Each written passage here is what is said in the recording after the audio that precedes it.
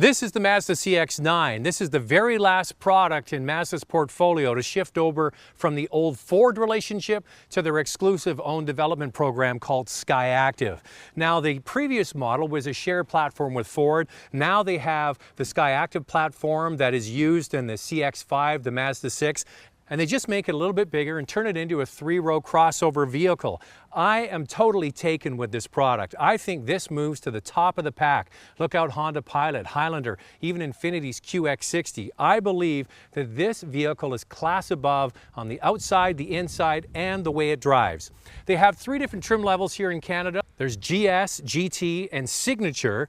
This is the one I think is going to be the volume seller in Canada. It's GSL, L stands for leather. It starts at $41,500 and comes very, very nicely equipped. It rides on 18-inch wheels. You want to get 20-inch wheels, you need to go to the GT model for more money. If you want LED lights in the front and back, you need to get the GT and higher as well. But I think this one, the way it sits, is going to be a big seller. Now, one negative on this product, the lift gate around the back doesn't go up that high. I'm 6 feet tall and I cracked my head the first time getting into this, so something to be aware of. Inside though, as I mentioned, class above. Well, I've always been on record saying that Mazda does class above interiors, and there's no better proof than this vehicle right here.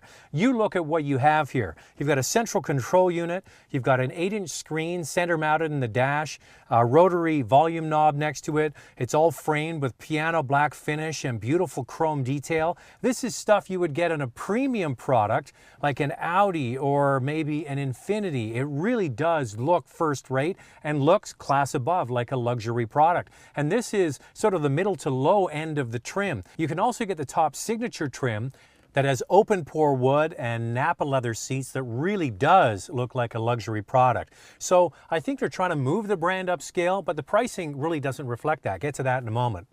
Three-row crossover vehicle with seating for up to 7 people. The back seats really are quite large and comfortable. You can slide them forward and adjust them forward and aft so that you can make more room for the third row passengers. I could easily climb in there. I wouldn't want to be in there for a long, long road trip, but certainly big enough for kids to take to soccer practice, hockey practice, or even adults if you need to for short periods of time. This particular model I'm in here, the GSL, gets heated front seats, heated steering wheel. You can opt for upgraded features in this vehicle. However, I'm not seeing heated rear seats on any trim level as an option. I might not be reading it properly, but that's the way I see it. But I think this vehicle, the way it sits, for $41.5 grand, as you see it, is a hell of a deal. You don't get navigation, however. You got to go one trim up.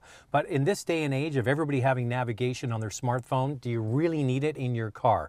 So let's take it for a drive. Under the hood, they're doing something different at Mazda. Now, those of you might remember that the old CX-9 had a standard V6 engine. That is gone, replaced by a Skyactiv 2.5-liter inline 4-cylinder engine that's turbocharged. It runs on regular gas or premium gas if you want to get more horsepower out of the engine. Out of the gate, it does have good power, 227 horsepower and 310 pound-feet of torque. However, if you put in premium grade fuel, you don't need to, and I probably wouldn't, you get 250 horsepower, which is quite sizable. Now, Mazda is saying that this engine produces the kind of torque you'd get from a V8 engine, but with a 4-cylinder. The only other company really that's offering this in this class of vehicle is Ford with their EcoBoost engines, but I prefer this setup. It really does feel fantastic. This Mazda CX-9 is capable of 11.2 liters per 100 kilometers in the city and 8.8 on the highway when equipped with all-wheel drive. Out of the pocket, there's certainly lots of punch. There's great mid-range torque. It's going through a 6-speed Skyactiv automatic transmission that locks up the torque quite early to make it feel direct. In addition, there's even a sports mode here to get more out of the engine and the transmission configuration. It really does come together to make a compelling package.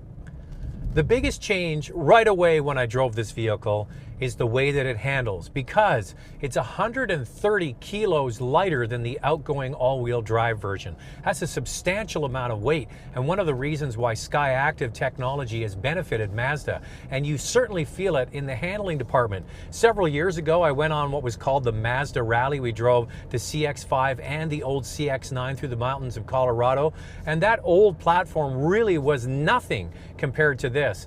It's more rigid, it feels more planted, the steering is excellent, the engine is certainly up to the job. I really do believe this vehicle goes to the top of the class. If I was choosing a mid-size crossover vehicle in this price range, this is the one that I would pick. The engine might have a little bit more noise than you would get from a 6-cylinder, but turn the radio up and after a few blocks and you get into the corners, you forget all about it. Acceleration really is good. It's really quite surprising. Now, all of the advanced safety features you're coming to expect are not standard in this car, and they're not offered on the lower trim levels like you do with the Honda Pilot. However, you have to get the GT with their technology package at 47 grand to get forward collision warning and all of that advanced safety stuff. Now, every single model in Canada except one comes with all-wheel drive. The base model at $35,300 is front-wheel drive, and then $37,800 to get all-wheel drive. This is the one I think they're going to sell the most of. $41,500 to get the leather interior, nicely equipped. And I did some comparisons here.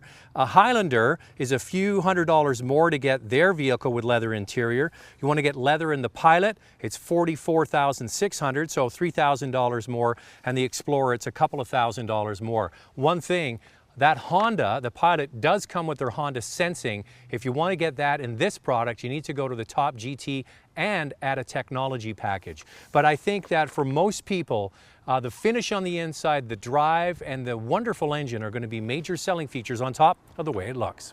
Hey, thanks for watching, and it really helps if you can subscribe. To watch a full review of the Toyota Highlander, click the picture on the left.